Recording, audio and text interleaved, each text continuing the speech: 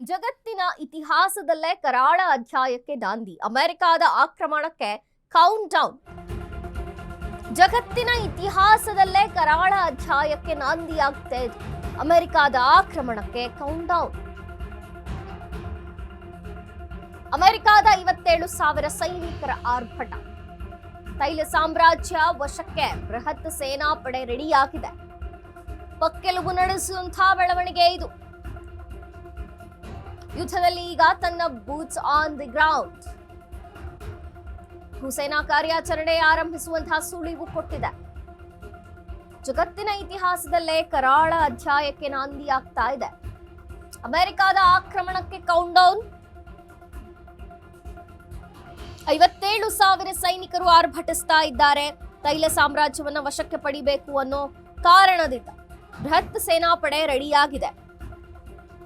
ಪಕ್ಕೆಲುಬು ನಡಗಿಸುವಂತಹ ಬೆಳವಣಿಗೆ. ಯುದ್ಧದಲ್ಲಿ ಈಗ ತನ್ನ ಬೂಟ್ಸ್ ಆನ್ ದಿ ಗ್ರೌಂಡ್ ಭೂಸೇನಾ ಕಾರ್ಯಾಚರಣೆ ಆರಂಭಿಸುವಂತಹ ಸುಳಿವು ಕೊಡ್ತಾ ಇದೆ ಅಮೆರಿಕ.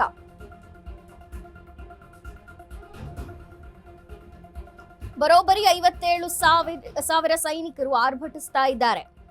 ಒಟ್ಟಾರೆ ಇರಾನ್ ಮತ್ತು ಅಮೆರಿಕದ ಈ ನಡುವಿನ ಸಂದಿಗ್ಧ ಪರಿಸ್ಥಿತಿಗಳಲ್ಲಿ ಭೀಕರ ಯುದ್ಧವನ್ನ ಇನ್ನಷ್ಟು ತೀವ್ರಗೊಳಿಸುವಂತಹ ಸೂಚನೆ ಸಿಗ್ತಾ ಇದೆ. ಯಾಕೆಂದ್ರೆ ಭೂಸೇನಾ ಕಾರ್ಯಾಚರಣೆ ಆರಂಭಿಸುವ ಸುಳಿವನ್ನ ಕೊಡ್ತಾ ಇದೆ ಅಮೆರಿಕ. ಇರಾನ್ಗೆ ನುಗ್ಗಿ ಅಲ್ಲಿನ ತೈಲ ಸಾಮ್ರಾಜ್ಯವನ್ನ, ದ್ವೀಪಗಳನ್ನ ವಶಪಡಿಸಿಕೊಳ್ಳುವಂತಹ ಹುನ್ನಾರ ಮಾಡ್ತಾ ಇದೆಯಾ ಅಮೆರಿಕ. ಜಗತ್ತಿನ ಇತಿಹಾಸದಲ್ಲೇ ಕರಾಳ ಅಧ್ಯಾಯಕ್ಕೆ ನಾಂದಿ ಹಾಡ್ತಾ ಇದೆ. ಇರಾನ್ಗೆ ನುಗ್ಗಿ ಬರೋಬ್ಬರಿ 57,000 ಸೈನಿಕರು ಆರ್ಭಟಿಸಲಿದ್ದಾರೆ ಎನ್ನುವಂತಹ ಮಾಹಿತಿ. ತೈಲ ಸಾಮ್ರಾಜ್ಯವನ್ನ ಹೆಂಗಾರು ಮಾಡಿ ವಶಕ್ಕೆ ಪಡೆದುಕೊಳ್ಳಲೇಬೇಕು ಅನ್ನೋ ಕಾರಣದಿಂದ ಬೃಹತ್ ಸೇನಾಪಡೆ ಈಗ ರೆಡಿ ಇದೆ. ಇಡೀ ಜಗತ್ತೇ ಒಂದ್ ರೀತಿ ತಿರುಗಿ ನೋಡಬೇಕು. ಇತಿಹಾಸದಲ್ಲಿ ಕರಾಳ ಅಧ್ಯಾಯಕ್ಕೆ ನಾಂದಿ ಹಾಡ್ತಾ ಇದೆಯಾ ಅಮೆರಿಕ. ಅಮೆರಿಕದ ಆಕ್ರಮಣಕ್ಕೆ ಕೌಂಟ್ ಡೌನ್. ಈ ಕ್ಷಿಪಣಿಗಳಾಯ್ತು, ಡ್ರೋನ್ಗಳಾಯ್ತು, ಮೇಲಿಂದ ಮೇಲೆ ಬಾಂಬ್ ಅಟ್ಯಾಕ್ ಆಯ್ತು, ನೌಕಾನೆಲೆಗಳನ್ನ ಉಡೀಸ್ ಮಾಡಿದ್ರು, ವಾಯುನೆಲೆಗಳಾಯ್ತು.